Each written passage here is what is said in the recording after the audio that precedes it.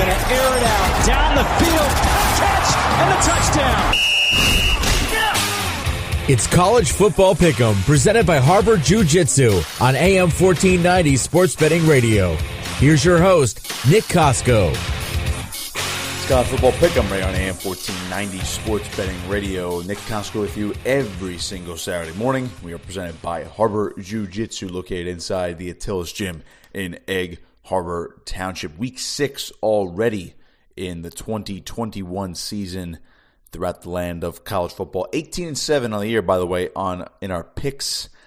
Made a 3-2 weekend last week. Not too bad, but we came back down to earth a little bit last week with some tough games, and just a quick recap of that. Of course, we tried to take Arkansas. Georgia blew them out. Michigan was a winner. Purdue let us down. Texas a winner, and Cincinnati a big winner for us and overall when they beat Notre Dame. So looking to bounce back and get a better 4-1, 5-0 record this week and stay well above 500 throughout the entire season. It's an interesting week here in college football. We have a 5-pack of picks of games to present to you later in the show and some other intriguing matchups throughout the top 25 and college football in general. But I want to start today, and we're going to talk about this game throughout the show. And, of course, this is one of the games we're actually picking, Penn State and Iowa. But the Big Ten in general at the moment. Now, in years past, as we know, with the college football playoff, the Big Ten generally has Ohio State coming out of it. Michigan State came out the 1 year. The SEC will have a team or two, and then you follow that up with your Big 12 champion and Clemson from the ACC. Since this year, as I mentioned last week, and basically prior weeks this year as well, there's parity throughout college football. It's very easy to pick the Ohio States, the Alabamas, the Oklahomas of the world to represent their conferences in the Final Four. Now Clemson, different story because they're already 2-2. They're pretty much done, even though some people want to hang on to hope. They're 3-2. Beg your pardon.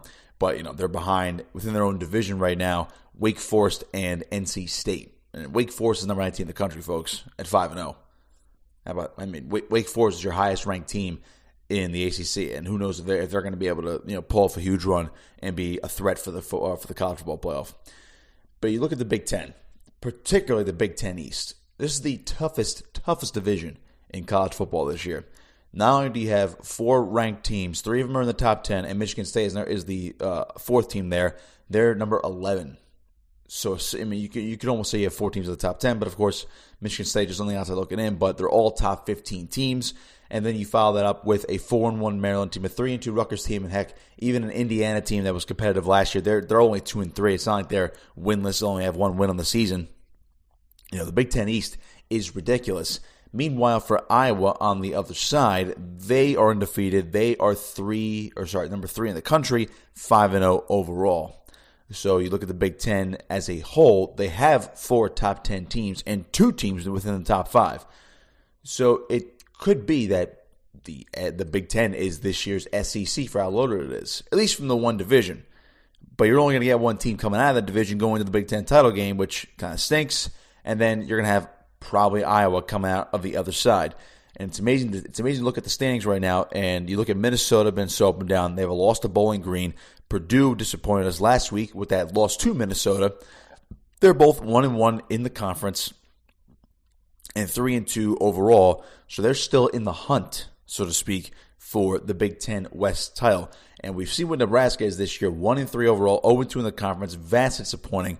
Same thing with Northwestern. They're just getting drubbed week in and week out. But somehow Nebraska is competitive now, 3-3, but they're 1-2 in the conference, but they're behind Illinois because they lost a head-to-head to Illinois week 1, and they're 2-4 overall, 1-2 in the conference. So even the West, for how down it is compared to the East, that's still competitive as well. So obviously you're going to highlight the Penn State-Iowa game this weekend. That's at 4 o'clock today. And, of course, Iowa plays host to the Nittany Lions. We'll make our official pick on this one later in the show. But the Big Ten is just so good right now. It's really tough to determine who's going to come out on top of this. And now you have to start thinking, Can the Big Ten get 2 teams in, a la the SEC? And the way I look at it, the only way you could see the Big Ten getting 2 teams in, you probably need an undefeated champ. So that's either going to be Iowa or it's going to be one of 3 from the East, either Michigan, Michigan State, or Penn State. Don't forget, Ohio State already has a loss, and they dropped a home game to Oregon. So it's got to be someone undefeated. And there are 4 undefeated teams left in the Big Ten. As far as Ohio State's concerned, Ohio State can still make the college football playoff. No doubt they can win out, and they could be 12-1, and they would win the Big Ten. That's fine. They would most likely get in because they're already number 7 in the country. And when the playoff rankings come out, I'm sure it's going to be relatively similar. They could still get in. The way you get 2 teams in, you need one of the 2 undefeateds to remain undefeated, and likely you probably need 2 undefeated teams in the Big Ten to meet in the conference title game, and then they're probably both going to get in depending upon what happens with the rest of the college football landscape. Because, let's face facts here. If Alabama and Georgia are both undefeated in the SEC championship game, they are both going to get in, folks. So now it's a matter of, all right, how impressive is the Big Ten compared to that? Because the SEC, while the SEC West is pretty deep as usual, the SEC East is now starting to heat up. As Florida, still good. I know they lost to Kentucky, but Kentucky's good this year. And obviously Georgia is Georgia right now. So let's just say in a scenario where Alabama and Georgia meet in the SEC title game, which is more than likely at this point, the winner is going to get the number 1 seed. The loser is probably going to get the 4 seed or 3 seed, depending upon other things. But they're both going to get in. Now you have 2 spots taken already. So now what do you do with the Pac-12 champ? What do you do with the Big 12 champ? However, that's going to shake out. But some people think Oklahoma's still going to run the table. I personally don't. Spoiler alert, I think they're going to be beating Texas. I think Texas is going to beat Oklahoma today. It's not one of our picks, but I do think Texas is going to beat Oklahoma today in the Red River Showdown, which should be called the Red River Rivalry. Yeah, gotta hate marketing. But if that happens, Texas already has the 1 loss to Arkansas, so is a 1 loss. So let's just say Texas beats Oklahoma today and they go on to win the Big 12 title. Does a 1-loss Texas team warrant more than a 1-loss Big Ten team that loses the Big Ten championship game? Probably, because it's Texas. I'm not saying brand should necessarily play a factor in the rankings, but it's going to. But Alabama and Georgia are both going to get in because they've been 1-2 the entire year, so they would both get in if they're both undefeated. A 12-1 Texas team winning the Big 12 title, yeah, they are absolutely going to get in. Texas will get in. Now, your undefeated Big Ten champ gets in. So let's just say, one of Michigan, Michigan State, or Penn State. It's undefeated, and they defeat. Actually, let's take this back here. Let's slow down. Because one of Penn State and Iowa are going to lose today. Let's not forget that. One of them are going to lose today. The Big Ten East can really beat each other up because the likes of Penn State and Ohio State did not play each other yet. I mean, those Big Four really haven't beaten each other up yet, and Ohio State already has a loss.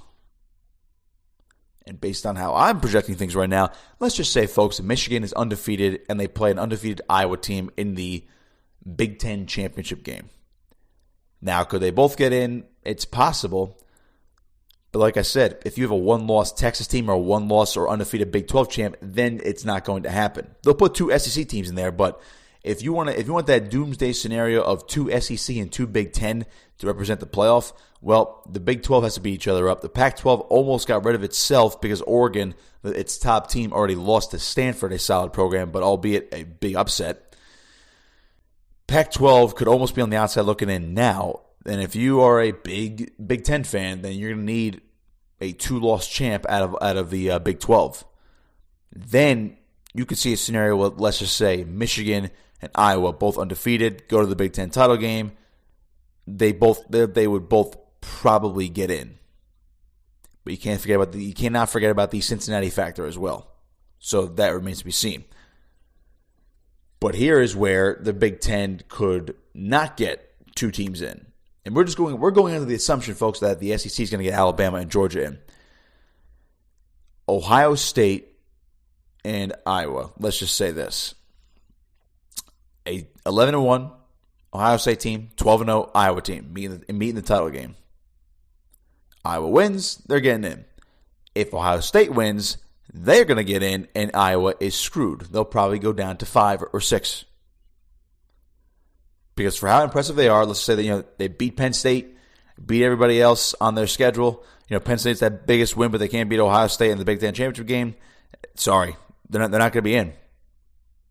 The Big Ten doesn't get that extra boost for being a one-loss non-conference champion like the SEC does. But don't forget the SEC a couple years ago. Alabama and Georgia got in, and they met in the championship game. Don't forget that. The Big Ten doesn't have that luxury. You're going to need an undefeated champion or a one-loss champion to get in. It's going to be that tough just weighing these possibilities. Plus, who knows how good Wake Forest is going to be in the SEC? What if they go undefeated? You got to weigh that. Then maybe the SEC won't even get in 2 teams, depending upon what else happens. But the whole point of examining the Big Ten like that, despite how deep it is, how good it is, and you're going to have more. It seems like you're going to have more quality wins this year in the Big Ten, particularly from the Big Ten East. You don't have the luxury that the SEC does. The SEC can afford a loss. Alabama can afford a loss. Georgia can afford a loss. Not 2, because we have yet to see it of any team making the playoff with 2 losses. Penn State would have been the prime example, winning the Big Ten and beating Ohio State that year, but having 2 losses despite winning a conference title, but Ohio State gets it anyway because their only loss was to a conference champion. So it just goes to show you that the playoff weighs how many losses you have anyway, despite where you end up. A la Penn State, Big Ten champs, 11-2, compared to an 11-1 Ohio State team that lost to Penn State, but the Ohio State gets into the playoff anyway. So that's the latest on the Big Ten right now, how it shakes out. And, of course, we have some intriguing matchups. Of course, Penn State, Iowa. Michigan State faces a tough Rutgers team on the road today as well. Michigan goes to Nebraska. Ohio State plays Maryland. This is going to be some kind of day for the Big Ten East. The Nebraska game is interesting for Michigan as well. This could be the year for Jim Harbaugh, folks. They are currently 5-0, the 3rd highest team actually ranked in the Big Ten. They're behind 4th. They're behind number 3 Iowa, number 4 Penn State, and number 7 Ohio State. Michigan, folks, just seems different. I've talked about Michigan so far this season, but it just seems different right now with what Jim Harbaugh is doing with that established run game, solid quarterback play, a fearsome defense. Now, this is no Iowa defense, but Michigan is a pretty complete team right now.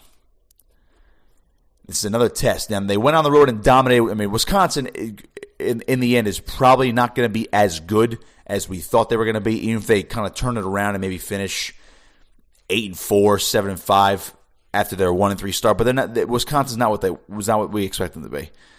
But I'm looking ahead on Michigan's schedule. And again, this is how good the Big Ten East is this year. They have a loaded schedule for the rest of the way. These last 7 games. Now they're at Nebraska tonight, really at 7:30. That's another test, another big test for Harbaugh and company. Because Nebraska, albeit is not that good in my opinion, they are of course 3-3, and they've kind of turned it around now in losses to Michigan State. They took them to overtime, and they went on the road to Oklahoma and took them down to the wire as well. So Nebraska is a competitive team compared to what we saw back in week 0 when they lost to Illinois, and everyone was calling for Scott Frost's head after week 1, including me. After that, they have Northwestern. After a bye week, of course. They have a much-needed bye week after these 2 tough road games at Wisconsin and at Nebraska. So they would go on a bye, then they host Northwestern. You'd automatically assume that's going to be a win. So let's just say they win the next two. They're 7-0, and now you have a matchup at Michigan State. Now, Michigan State is one of Harbaugh's bugaboos. He's never beaten Ohio State, and I think at this point he's 3-3 against Michigan State, so it's a toss-up with the Spartans, and it's on the road in East Lansing, so no easy task. That could very well be where they get exposed before they have to come back home and play Indiana, and then the end of the season isn't getting easier as well, because they're at Penn State, they're at Maryland, and then they have to, they host Ohio State, but again, they play Ohio State, who they've never beaten under Harbaugh. So this could go from a 5-0, or this could go from a 7-0 start to all of a sudden this team is going to be 9-3 and go 2-3 over the last 5. I'm talking losses to Michigan State, Penn State, and Ohio State. So this might be the year for Jim Harbaugh, but you're not really going to determine. You're not going to be able to weigh that until after October. If this team is 8-0 going into November, where they have Indiana, at Penn State, at Maryland, and home against Ohio State left on the docket, then you could probably start saying, well, this might be the year Harbaugh can finally pull it off, get over the hump that is Ohio State, and get to a Big Ten championship game. Now, if he's in the Big Ten championship game, they're probably going to play Iowa, who they don't have on their schedule, and that's fine. But if they take on Iowa, I mean, you know the sports books are going to be favoring the Michigan Wolverines, because after the gauntlet they have to go through, this is even if Iowa beats Penn State today, folks, and finishes undefeated. Iowa could be the number 2 team in the country. They're already number 3. They could be the number 2 team in the country if they're undefeated going into the Big Ten championship game. But yet, Michigan could be, what, number 4-ish, 3, 4, 5-ish, if they're 12-0 after beating Ohio State and everybody else going into the championship game. Because at this point, folks, if Michigan's going to make it, they can only afford one loss, and it can't be to Ohio State. So I don't think Ohio State's going to be losing the rest of the year until maybe that Michigan game, and maybe the Penn State game. We'll see. But you can't afford to have the head-to-head loss to Ohio State. You really can only afford one loss, and it's got to happen. It's got to happen before then, because Penn State could obviously stumble. I know they're undefeated, but they could stumble today against Iowa. So that's one conference loss, and then they could lose to Ohio State, giving Michigan an opening. So it does help Michigan. They don't have to play Iowa like Penn State does. Penn State has to play the same teams in the division that Michigan does, but they also have to go on the road at the Hawkeyes this year. This happens to be one of those years. So the Big Ten's loaded. There's a chance to get 2 teams in, but it's looking unlikely because they don't get the same luxuries as the SEC, but also Jim Harbaugh and the Michigan Wolverines. This could be their year. This very well could be their year, but they have to be, I would say, 8-0 going into November to really say, all right, we have arrived, and this is what is going on with Harbaugh and the Wolverines. This might be where they finally beat Ohio State.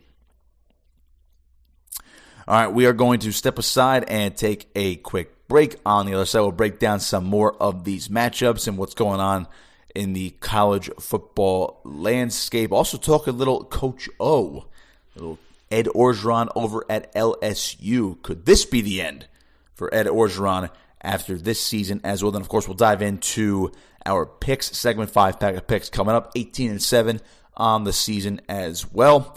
Keep it locked here. Listen to College Football Pick'em right on AM 1490, Sports Betting Radio.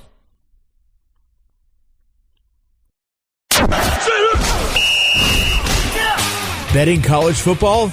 You've come to the right place. It's College Football Pick'em, presented by Harbor Jiu-Jitsu on AM 1490 Sports Betting Radio. Back here on College Football Pick'em on AM 1490 Sports Betting Radio. Nick Kosko with you, taking up to 9 a.m., presented by Harbor Jiu-Jitsu, of course, located inside the Attila's Gym in Egg Harbor Township. Interesting weekend of college football with Week 6 on the docket.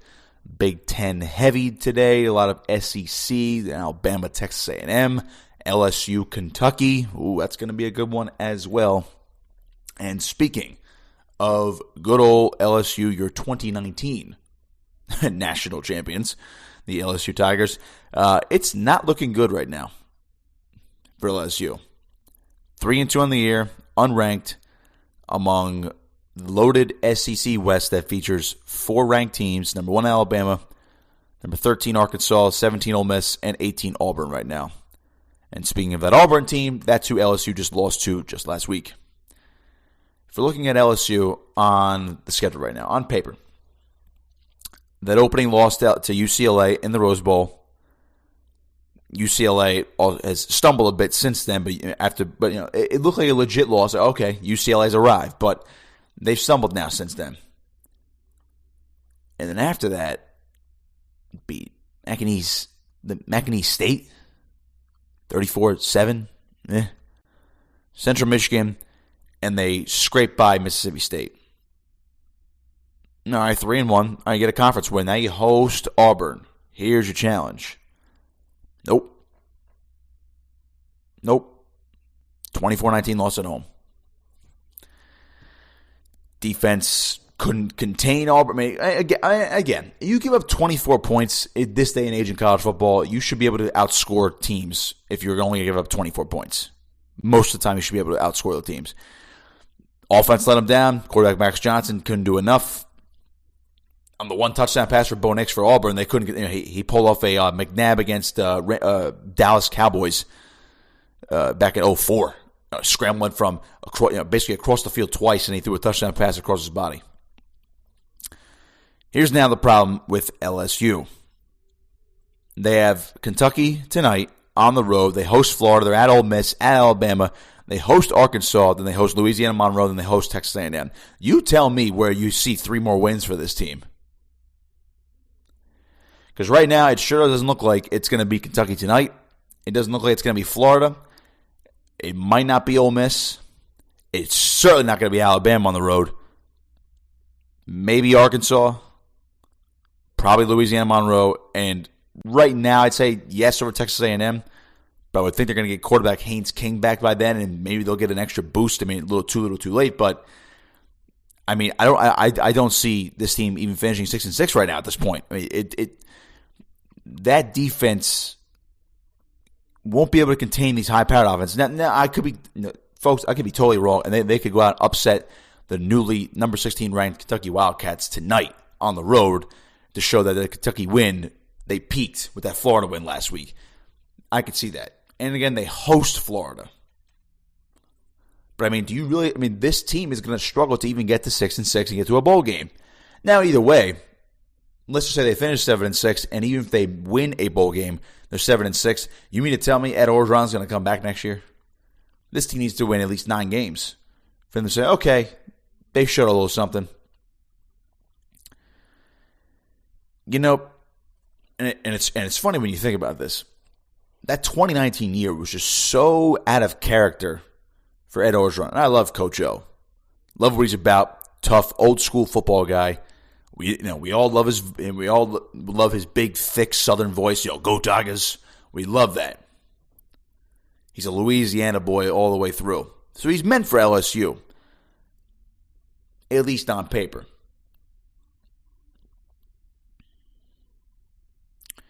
Orgeron is 64-43 overall as a head coach when you combine all of his years with Ole Miss, USC, and LSU. Take away that, again, Ole Miss was a disaster.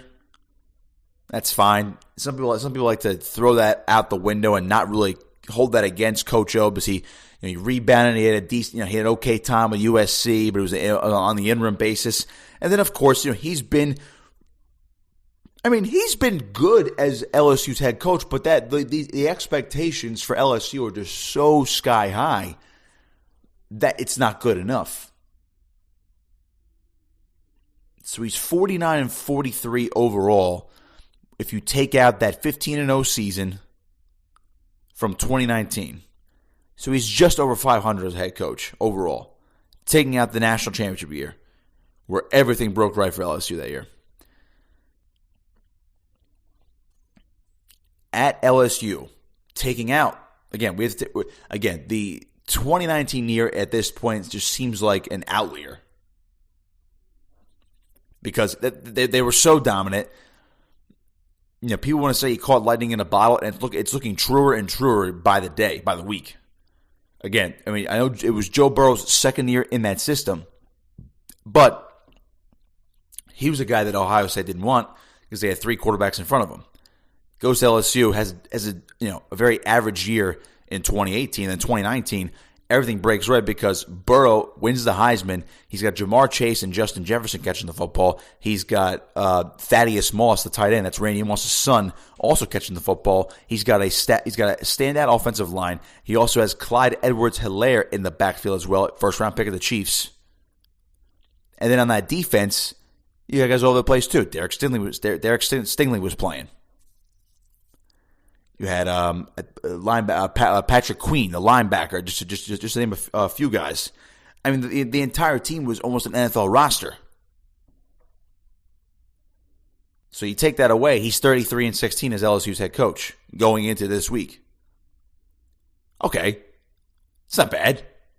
Heck, if I'm a guy like if I'm a Rutgers fan, which I am, of course, as I'm an alum. If you go tell me that Greg Schiano over 49, if not 50 games, let's just round it to 50 games, is going to win 33 or 34 games over the next 50. You bet your butt I'm going to take that. But that's the problem. LSU can't take that. They don't want to take that. Now, I think they should because, again, you're playing in the SEC West where Alabama is just so far and above everybody else. Now, I'm not saying the loss for LSU last week was acceptable to Auburn because, I mean, that's a game they should have won. And if they win that game, they're 4-1, and they're probably ranked either in the top 25 or receiving votes at that point. They're probably in the 20s or they're receiving votes. All right? So I'm not saying that loss was acceptable. But, I mean, this panic over Coach O is fueled by the expectations over at LSU. That's going to be his biggest downfall. And the problem is they were expecting a huge turnaround this year after last year's, I think, where they go 5-5 last year, whatever it was last year during the shortened season. They were not that good. They were very average. The defense was horrendous. The quarterback situation was not where it's supposed to be. I mean, don't forget, Miles Brennan was supposed to start this year too. He's the best quarterback of the bunch. He's been hurt all year. So they throw in Max Johnson, son of Brad Johnson, Super Bowl champion. They throw him in there. He's been pretty good, but he didn't get it done last week. They don't have the players they had even 2 years ago. Heck, I mean, they were supposed to have Jamar Chase last year, but he opted out of the season, and then he decided to just focus on the NFL. And we saw how that turned out. Top 10 pick. And now he's teaming back up with Joe Burrow in Cincinnati. This LSU hate only comes from because Coach O is not having every single season like 2019. They're not having these borderline or undefeated seasons competing for the SEC title every single year. Now, granted, for a big name program like that, considering they had a big name coach in Nick Saban who led them to a national championship game before he went to the NFL and then came back to college and went to Alabama, LSU has these expectations for a reason. They've won titles before. And they said to themselves, well, if Ed Orgeron can lead us to a national championship game and win it through the college football playoff, 15-0, you dominate Clemson, one of the superpowers of college football this year. I mean, don't forget, folks. I know that game was close early, but they ran away. The talent was always going to overcome the Clemson Tigers that year. They ended up dominating Clemson. I think, what was it, Burrow threw 6 touchdowns in that game? 6. I think he ran for another one, too, so he had 7 total. He had 7 touchdowns in that game. And again, nobody was beating that team. Nobody was beating it. And don't forget, the week prior in the semifinals, they demolished Oklahoma. And arguably, Oklahoma had a Heisman candidate there in Jalen Hurts. Once Jalen Hurts transferred in from Alabama, Lincoln Riley unlocked his full potential in college. He had over 1,000 rushing yards. He had over 3,000 passing yards, and he accounted for, I think, 40 touchdowns, if not more. He had 20 on the ground. He might have been in the 50s. Can't remember the number off the top of my head, but I mean, if it weren't for Joe Burrow, Hurts would have been firmly in a Heisman conversation. But Burrow ran away with it in the end because he finished with 60. And just telling you the quarterback stats makes it seem just so absurd that an SEC team has that good of quarterback play. 60 touchdowns, nearly 6,000 yards, only 6 picks. The guy threw 10 touchdowns for every 1 interception. That's an absurd ratio. You're not going to duplicate that. But LSU thinks they can duplicate that. They think they should be duplicating that. Newsflash, folks, you're not going to. You're just not. You gotta tell me how you're going to be able to do that. You can't do that unless you bring in these top-end quarterback recruits. I mean, again, Burrow was a good recruit, but he went to Ohio State and never cracked the starting lineup. They got him through the transfer portal because he was never going to start at Ohio State. Then he has an average year, and they're like, okay, worth losing. Ohio State's like, all right, worth losing him. And then he goes out and has a magical year. And I'm not even talking about just the players in 2019. Ed Orgeron, he hasn't been able to adjust the rest of his staff. Let's not forget the primary guys on his staff that year. Joe Brady, the passing game coordinator, essentially the offensive coordinator. But the right after that year, he bolts for the NFL. He bolts for the NFL. Because Matt Rule, former Baylor head coach, heads to the NFL, takes the Carolina Panthers job, and he's like, yeah, I like that offense. We can make that into an NFL offense. It essentially was. It was a hybrid NFL college offense. So Matt Rule is like, you could be my offensive coordinator right away. And sure enough, they have some mild success last year. I know they were 5-11 last year, but now they seem to be turning around right now. They're 3-1 this year, and they've magically turned in Sam Darnold into a reliable quarterback. So yeah, Joe Brady was a big part of it. And on the defensive side, they have not been able to replace this guy, David Aranda. Aranda, speaking of Baylor, he's the new Baylor head coach. And they've seemed to turn around now. It was a rough going in his first year, but Dave Aranda has this team at 4-1 now. And we'll be talking about Baylor in the next segment when we discuss our picks. So as you look at it, he hasn't been able to replace it. He tried Bo Pelini last year, especially the defensive side. But the offense can be hit or miss, but especially on the defense, folks. Bo Pelini last year, complete and utter disaster. It's really not that better this year. All right, they gave up 25 points to Mississippi State, only 21 Central Michigan. I don't count the McInerney State game. They gave up 38 to LSU to open up the year. I mean, they only gave up 24 to Auburn last week, but it was at home, and that's a game you should win, or give up less points if your defense is going to be that good. It's just not working out, and that's going to be the problem that LSU sees. They're going to see that, they're going to say it's not just work. It's quite not just work. Whatever it is, it's not working out. Sorry, coach, you're going to have to go. They have no run game. They really have no run game. Max Johnson's trying to do this himself. Now, granted, I said he's playing pretty well. He's completing over 62% of his passes. He has nearly 1,500 yards. He's got 16 touchdowns, and he's only thrown 4 picks. So he's throwing 4 touchdowns and then a pick. All right, so it's a 4-to-1 ratio here. That's pretty good. Keyshawn Boot, wide receiver. Sporting Jamar Chase's number, by the way. He's their leading receiver. You don't have the talent you had 2 years ago, but he's got 30 catches, 436 yards, and 9 touchdowns. I mean, the guy is balling out. But where else are you getting production from? You're not getting production anywhere else. Plus, you have really no other option to turn to a quarterback because Miles Brennan's hurt and TJ Finley transferred out of the program to go to Auburn, and he got some time in there in front of Bo Nix. And then Bo Nix did what Bo Nix does. He flipped the script again and beat LSU. So you can't tell TJ Finley to transfer back. Miles Brennan can't get healthy fast enough. You're stuck with Max Johnson, who again is playing pretty well, but you have no run game. Corey Conner's your leading rusher right now. That was only off 32 carries. He's got 166 yards, so he's averaging 5 yards a pop. But your leading rusher is less than 200 yards through 5 games. Tyrone Davis-Price, 141. You don't have a Clyde Edwards-Helaire. You don't even have a tight end in Thaddeus Moss. You don't have Jamar Chase or Justin Jefferson anymore. You don't have Joe Burrow anymore. Heck, they don't have Derek Stingley anymore. He just got hurt. He's going to be out for the season. Most likely. Guy has to worry about his NFL future. LSU is not 2019 LSU. They won't beat 2019 LSU again. Heck, even Alabama this year or last year is not 2019 LSU. We saw how good Bama was last year. We see how good they are this year. They're not 2019 LSU. No one is. And that's the biggest problem with the LSU athletic department, they expect that every single year. You're not going to get that every single year. I just told you what Ed Orgeron is. Overall, he's 48-16 as LSU's head coach. That should be more than enough. And even taking away the 15-0 season, he's still 33-16. So he's won 33 of 49 games. That should be good enough.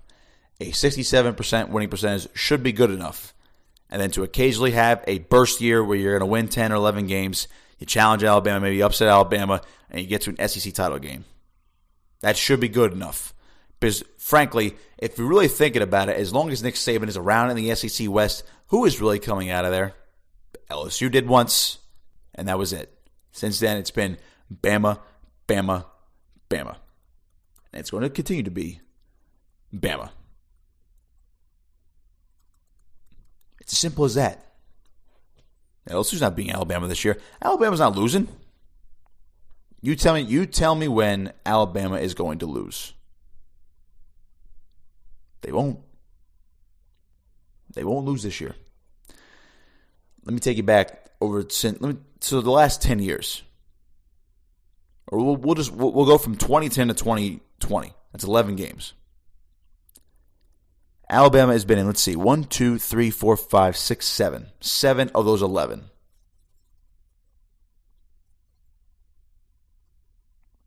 I'm sorry, 7 of 12. I counted 2009. So out of the last, we go back to, this is 2009 now, okay? 2008. Nick Saban came in, just want to get this right, I believe it was 2007, right, to Alabama. Became Alabama's head coach in 2007. So that's 1, 2, 3, 4, 5, 6, 7, 8, 9, 10, 11, 12, 13, 14. 14 seasons. This is his 15th year at Alabama now in 2021.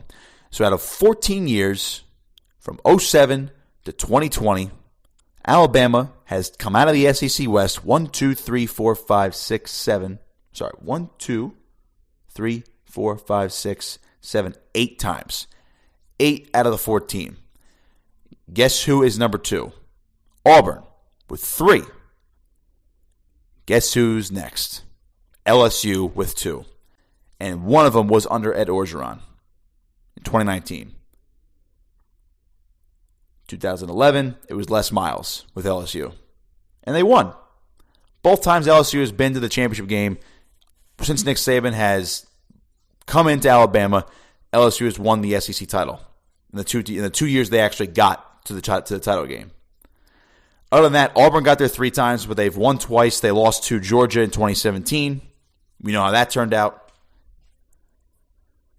But folks, to say Ed Orgeron has to be in this title game every single year to warrant it a successful year on the surface is frankly just absurd. It's absurd. Because no other team from the West, not Texas A&M, not Ole Miss, not Mississippi State, has come out of there. In fact, the last team not named Bama, Auburn, or LSU to make the title game out of the West was Arkansas in 2006. And even before that, Arkansas in 2002. Before that, Mississippi State in 1998. So am I saying Ed Orgeron deserves to be fired? He does not deserve to be fired. They can go 6-6, and he still wouldn't deserve to be fired. They have to fix things staff-wise, recruiting-wise, fix that defense. They do need a hard reset, but to say Ed Orgeron is the biggest problem when you have all these other contributing factors, he needs a better staff around him, no question. He needs some better talent in certain spots, no question. But the fact that LSU fans or the LSU administration says we need SEC championship games and SEC titles, just look at the SEC West since Nick Saban's arrived. Where are you getting in? Where are you getting in? All right, pick segment is around the corner.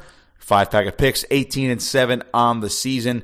Let's try to go 5-0 for the second time this year, and let's really crack the 20-win mark after Week 6. All right, keep it locked here. It's College Football Pick'em right here on AM 1490 Sports Betting Radio.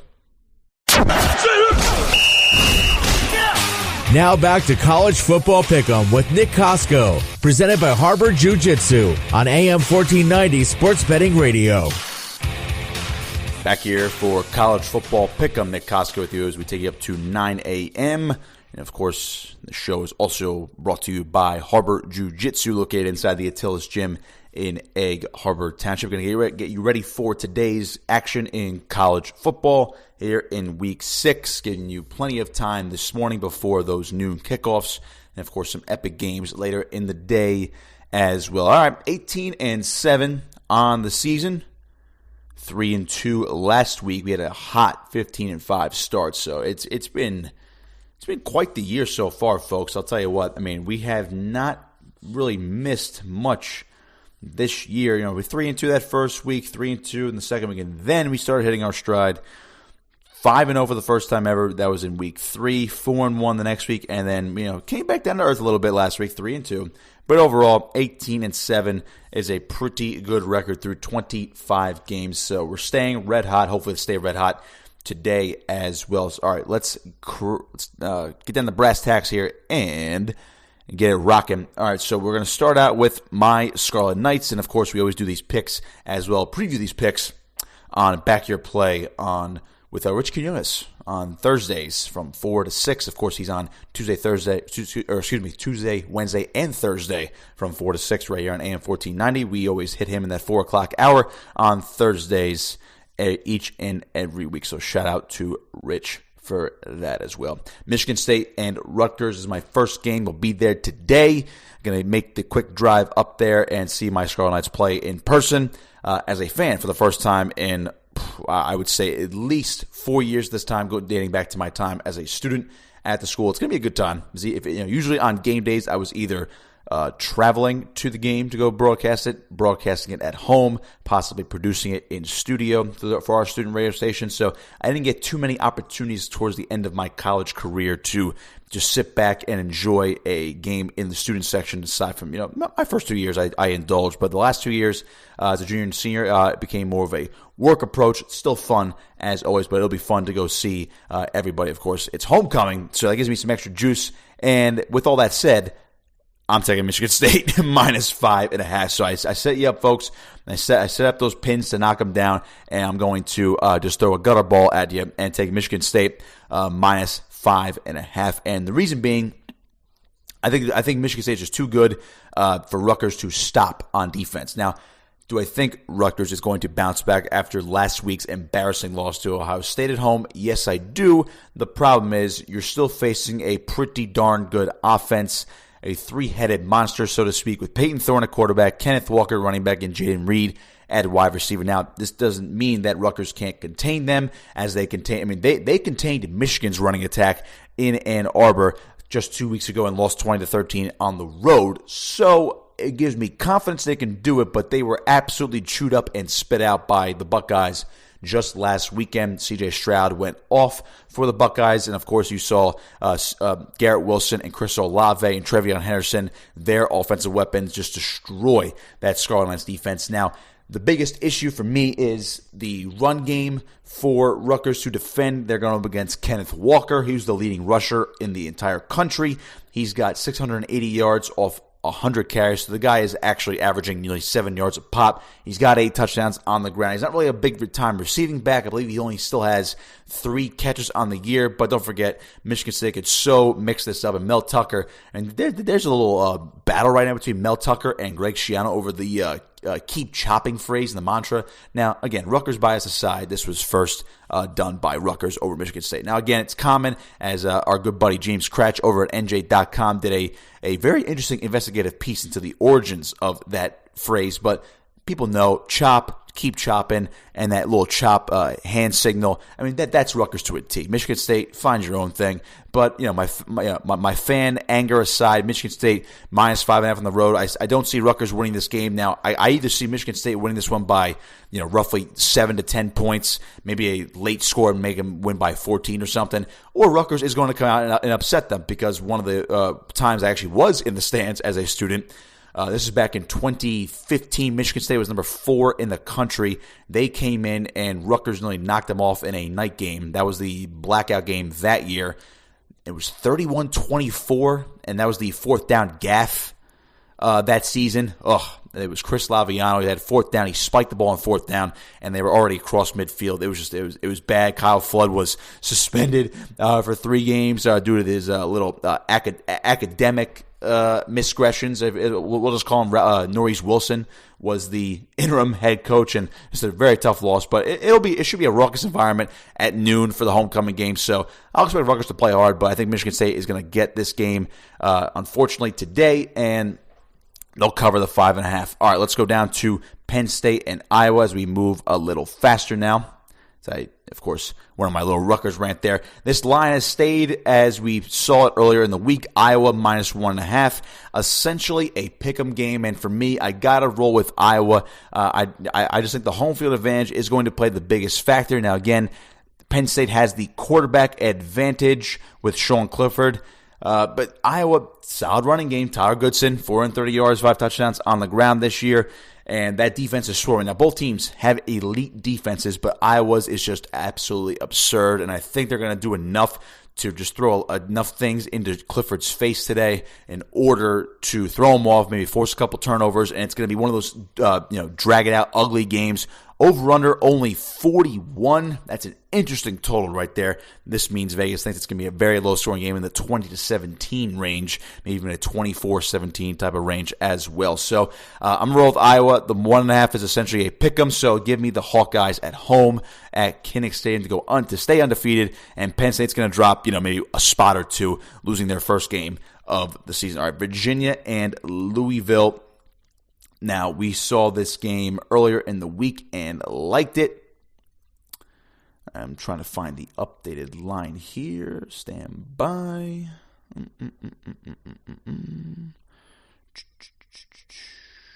Oh boy, folks, this would be really bad if I can't find it. There it is. Okay, good. It's hidden on the ACC network, so we were a little worried right there. All right, so Virginia, Louisville. This is 2.5 still for the Cardinals. And to me, folks, Virginia, I don't know. I mean, again, I know it's a conference game, so it's hard to be a road favorite, but I mean, they have Brennan Armstrong, who's one of the leading passers in the country, and Malik Cunningham, for as good as he can be for Louisville, is more of a running type of quarterback. This is Lamar Jackson light right here. I mean, he is tearing it up on the ground. I think he's second or third in the country in rushing touchdowns, but I mean, Brennan Armstrong is just too good, and Dontavian Wicks for Virginia, the wide receiver, he's been tearing up as well. So I think they're going to win outright. Virginia is not getting enough credit like they should be getting, and they're going to win this 3 o'clock game outright. So take the plus 2.5 for Virginia. All right, game number 4. We'll head over to the Big 12. We have West Virginia and Baylor. This is at Baylor, and the line has not shifted. So we have now 4 straight games where this line has not shifted. Baylor minus 2.5. Total set at 44. West Virginia 2-3. They've lost close for a couple games this year, but as I mentioned before, Dave Aranda, the head coach for Baylor, the former LSU defensive coordinator, he is picking it up here in 2021. And I just like the Baylor Bears. This is one of those games where, again, it's less than 3 points, so essentially a pick'em at this point. I do like Baylor in this one simply because they are at home and they're on. They just seem more complete over the course of the season so far. Don't forget they did beat Iowa State. I know they had their first loss last week to Oklahoma State, but they beat Iowa State. They dominated Kansas, and then they dominated Texas State and Texas Southern, which really isn't saying much. But they have 2 conference wins already, and they lost a tough road game last week to the Cowboys. So I will say they bounce back here. So take Baylor minus 2.5. And our final game of the week is going to come from the Big Ten. Once again, it is Ohio State and Maryland, a very interesting one at 12 noon as well. So I'll be in my seat at SHI Stadium at Rutgers, so I won't be seeing this one. This line is also not moved. It's Ohio State minus 21, and lo and behold, we are going to take Maryland.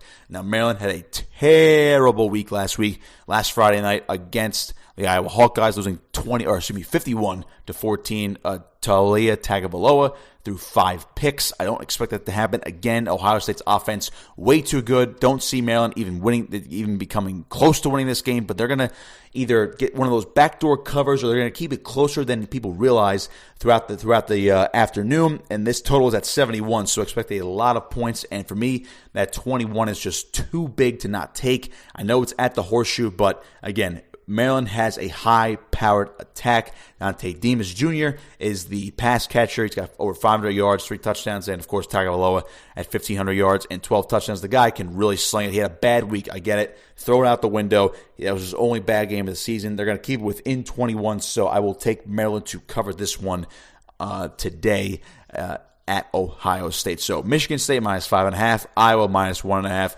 Virginia plus 2.5, Baylor minus 2.5, and Maryland plus 21. That's our 5-pack of picks. We will see you again next week. Enjoy the games, folks. Hopefully we are still well and above 500 after another solid weekend. Enjoy Week 6 of college football. You've been listening to College Football Pick'em right here on AM 1490 Sports Betting Radio.